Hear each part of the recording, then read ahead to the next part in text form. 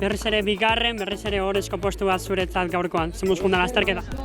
Bai, hori da, berriro aurrien, pozik horregatik, baina bueno, oso zaila izen da, gainera azkeneko kilometro horreitan juntau gare ni bakarran itzen ekipokue, eta Telkomek jente asko zauken, beste batzuk basazien bikin, eta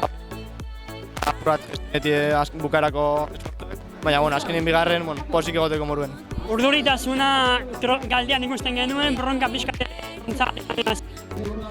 Bai, eske hori, eskapada nahiko kontrolatu, baina gero Telkomeko korredore hori fanda bakarrik, eta kostain jaku harrapeti.